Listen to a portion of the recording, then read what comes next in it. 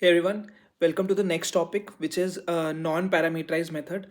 I'm going to start right from the basics of what are non-parameterized method, the very basics. I'm sorry, this has a mistake. It should be non-parameterized. My bad. But we are going to look at what are non-parameterized method. Then we are going to look at one of the important questions which can come in the board exams on a non-parameterized method. Okay, has two possibilities, with and without return, but I've already covered it in the previous video, so we are going to only look at one of them, either with or without return. If you are confused like this girl is, don't worry, stick to the end of this video and you will have so much clarity on this particular topic. Let's go.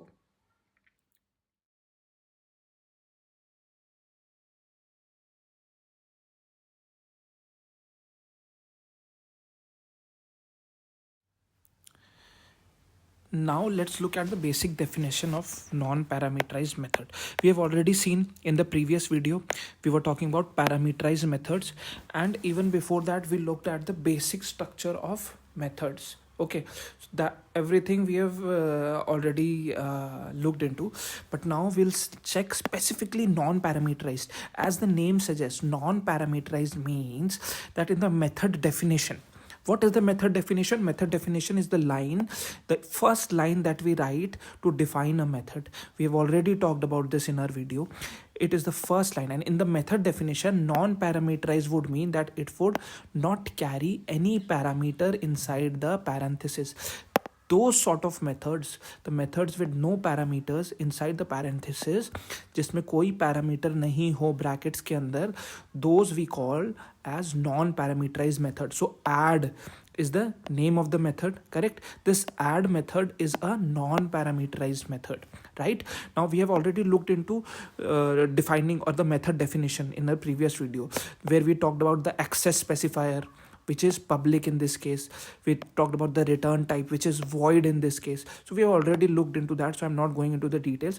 This is just, I'm telling you that this is non-parameterized method called add. In this method, since we are not receiving any value, okay, there are no parameters, so this method will not expect any value to be received.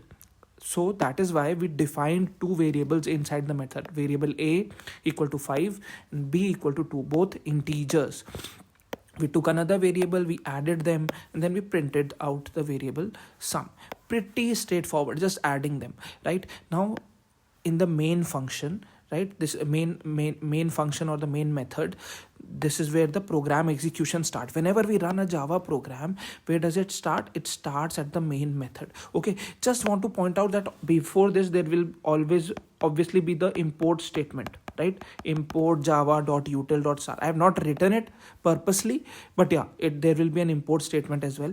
But this is just, I just wanted to show the example of the method. That is why I've only written a portion of the program. Now when the Java execution start, it starts where? At the main method, this line. This is the first line which is executed. Then we go on to the second line, which is aob equal to new a. I'm sorry for this message.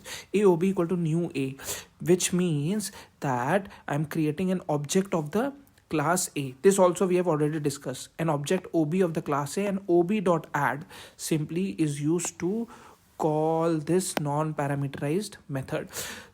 And since it's non-parameterized, we don't need to send anything inside the parameters. So what is the summary? What is the summary of this particular type of method, non-parameterized? One, in this, in method definition, right? In method definition, the bracket,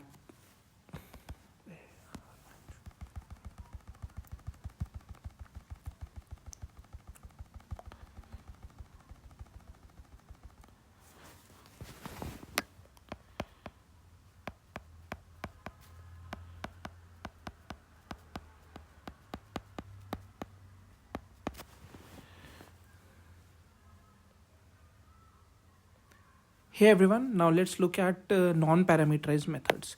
Non-parameterized methods, as the name suggests, these are the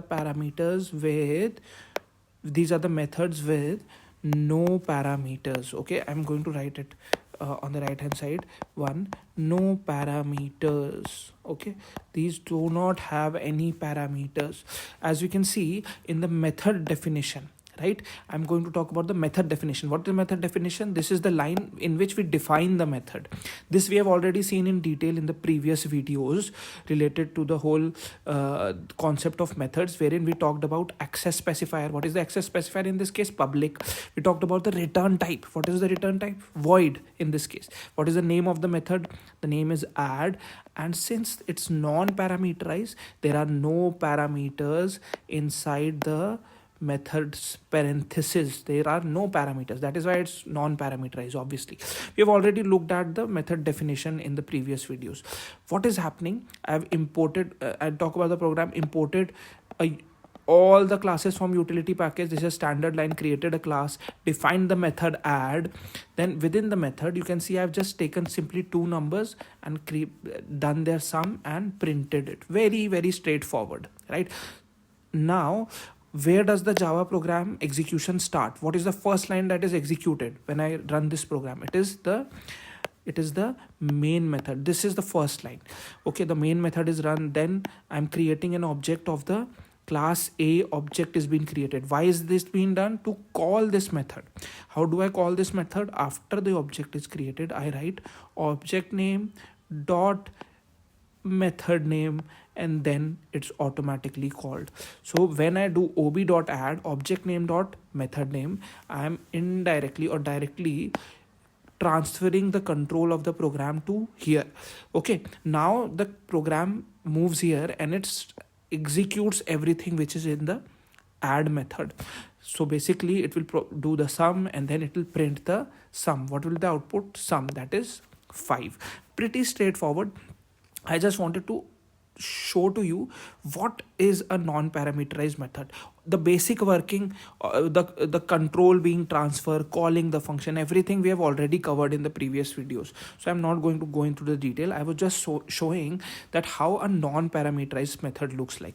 So our observation, non-parameterized method has no parameters. Okay. Number two, another observation, we do not need to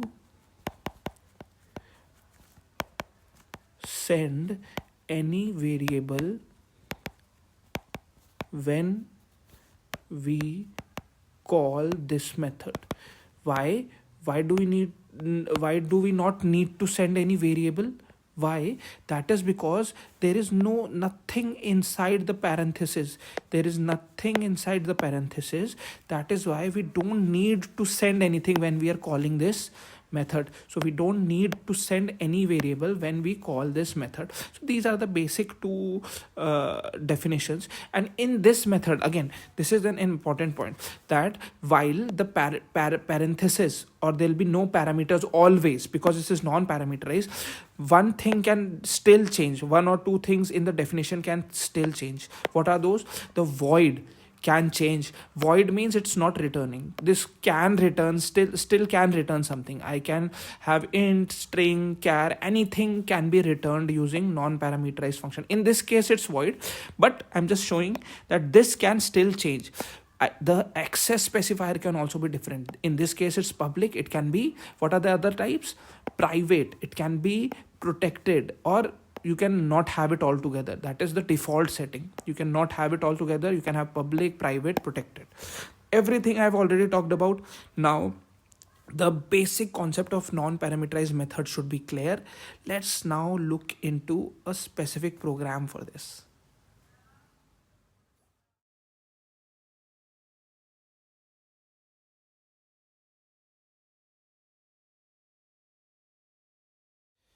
Now everyone will look at this interesting question for which we are going to solve using non-parameterized method.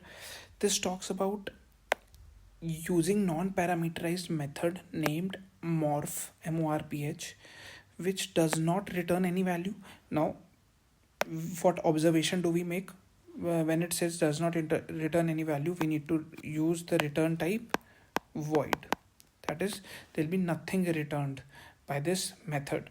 Now it says that the method should check if a number input by the user is an automorphic number or not. Very interesting. The square of an automorphic number ends with the number itself. So it's telling us the definition of the automorphic number and given us an example as well. 25 is an automorphic number because square of 25, that is 625, ends in 25. This is going to be a very good question. We need to check if the number input by the user is automorphic. Like 25, as it mentioned, I'll quickly go through it again. 25 square is equal to 625 and it ends in the same number, right? 25.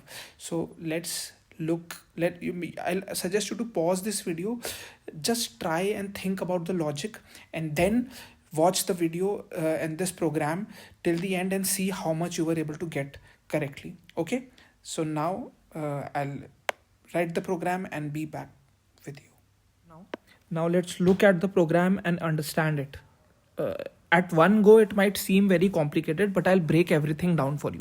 Let's look at the left hand side, which is the initialization part, wherein I've taken all the variables, defined all the variables, etc., defined the function. Let's look at it line by line.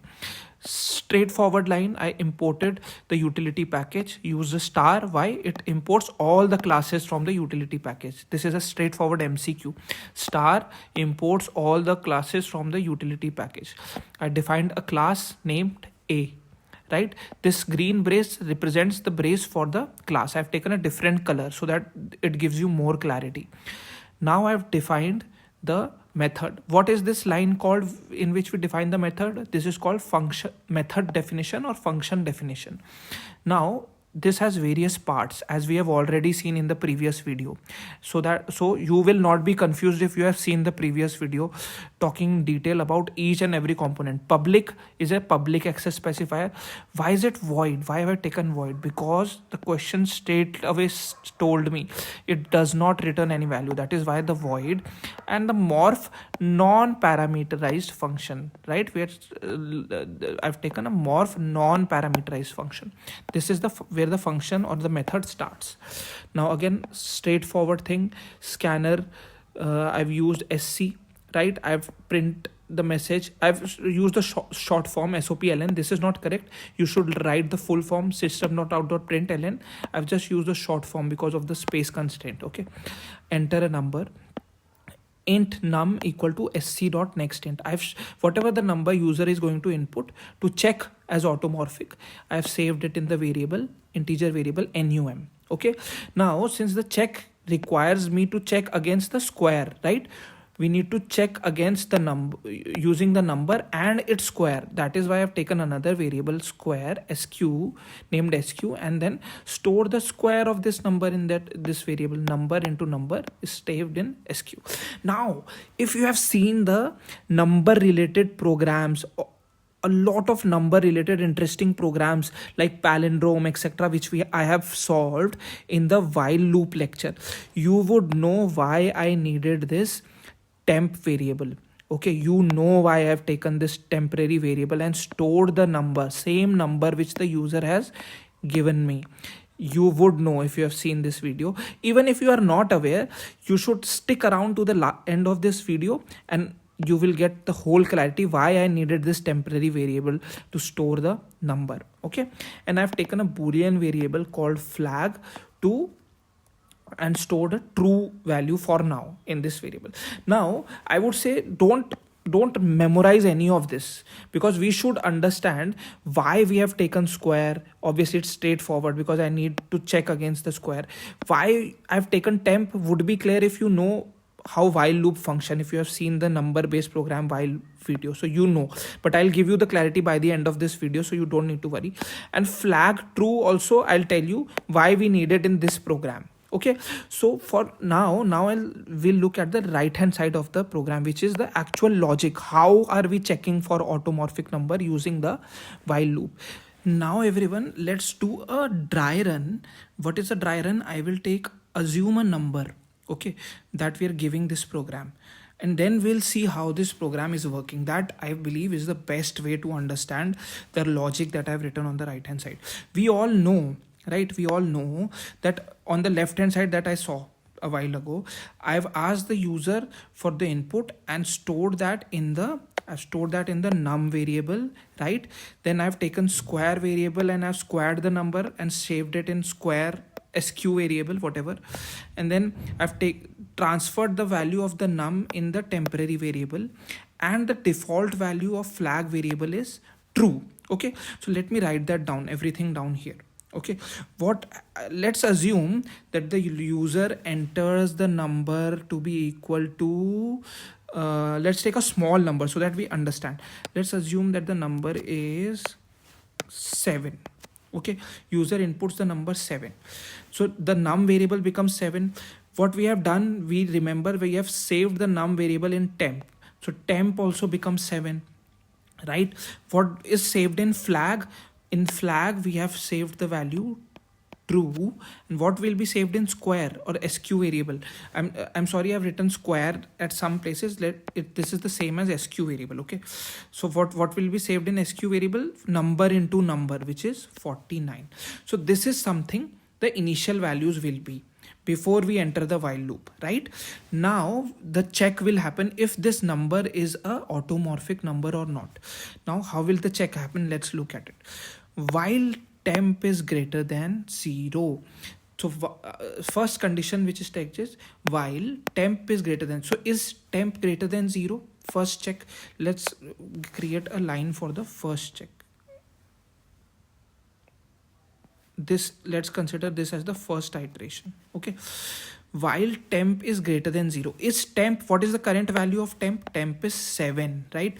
Is temp greater than 0? What is the condition? Yes, it meets, while loop meets the condition, so condition is true, right?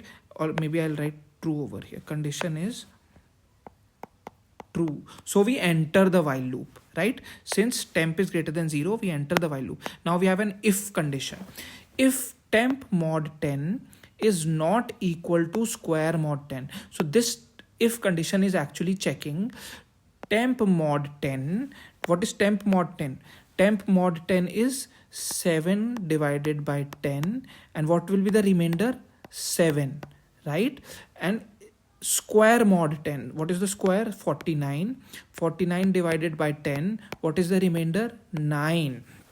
So what is it checking actually? It's checking is the last digit of temp, the temp variable, not equal to last digit of square variable. Wow, this is the very important condition for automorphic number, that their last digits obviously the last digit obviously matches, right? 5 is same as 5 in 625, right?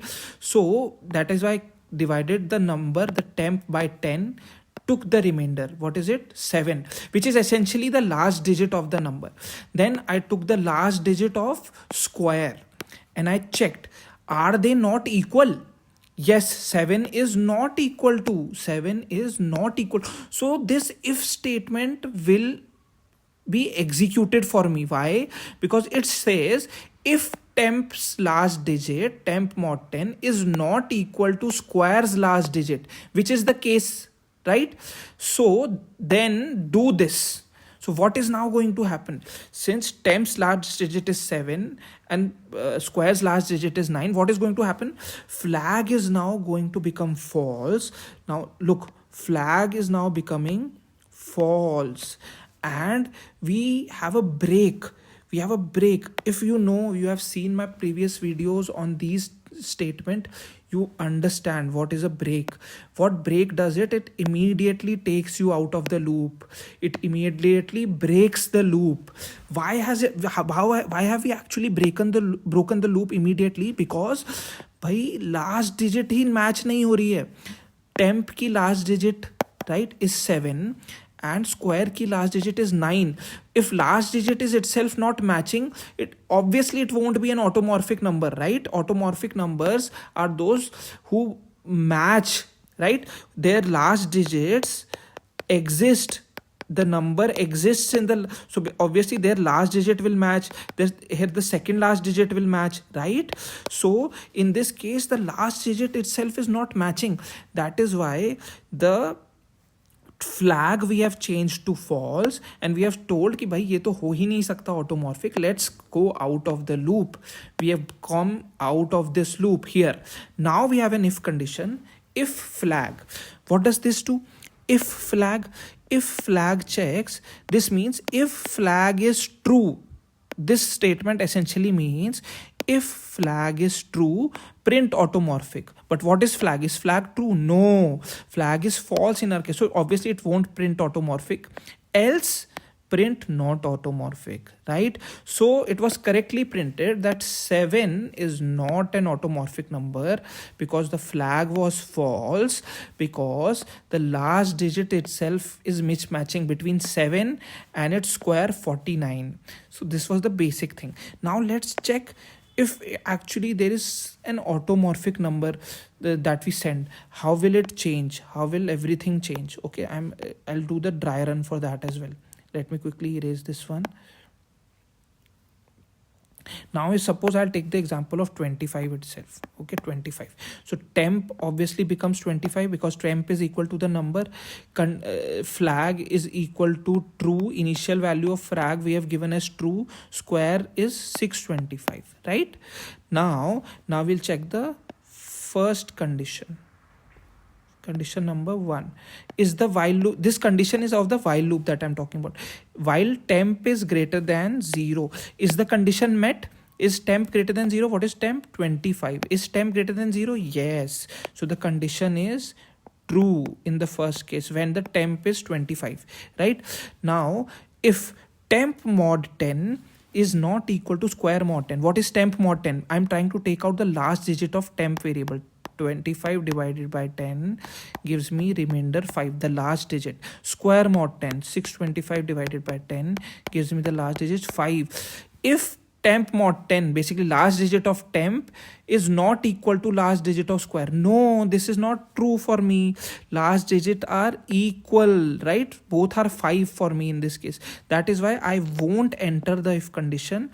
I will straight away come here. I won't enter the if, and now what will happen?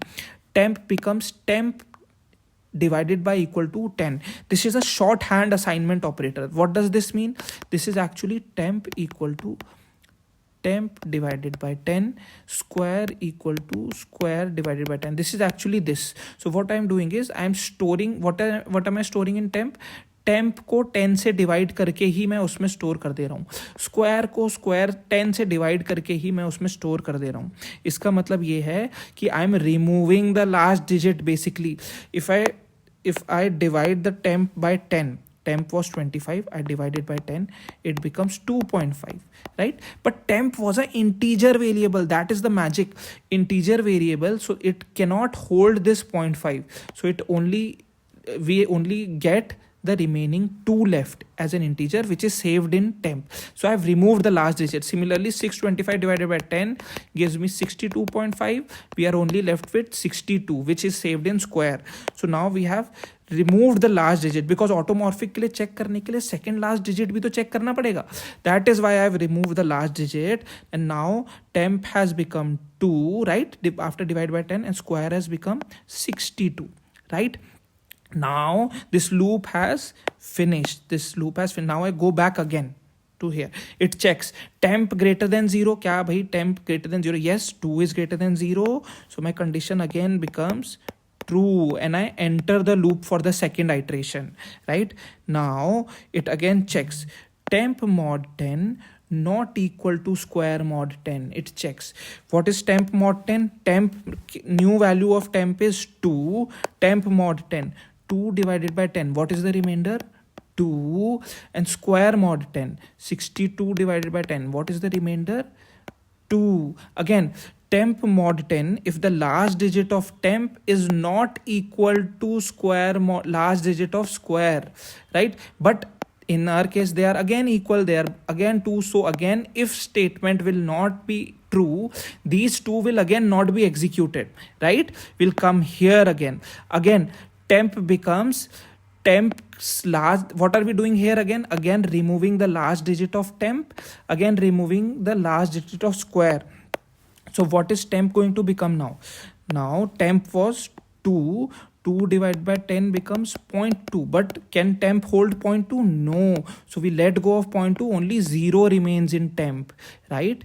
Temp becomes 0 and square becomes 62 was the value of square, divided by 10. We are left with 6.2. 0.2 is gone, so we are left with 6 inside the square variable and 0 inside the temp variable. So temp variable becomes 0, square variable becomes 6 now. Okay, and what was inside the flag is, we have not changed flag. You see, we have not changed that, so flag is still true. Flag is still remained true for us, because flag change कहाँ पे हो रहा है? Flag change तो भाई if condition के अंदर हो रहा है. यहाँ पे flag change is happening inside the if condition, but we have not entered the if condition at all in this case, right? We are only skipping the if this condition again and again, because भाई last digit मेरा अभी तक match हो जा रहा है हर बार. सबसे पहली बार 5 और 5 मैच हो गया, फिर अब 2 और 2 मैच हो गया, इसलिए I didn't enter this at all. So my flag didn't change to false, it has always remained true अभी तक. Right now, with this loop ends after I divide, get the 6 and the 0, and I go back. Is while temp greater than 0, क्या temp अब greater than 0 है? नहीं भाई, temp तो 0 हो गया, तो अब मेरा loop ही खत्म हो जाएगा. I will come out of this loop खत्म हो गया. Why did we need the temp variable now?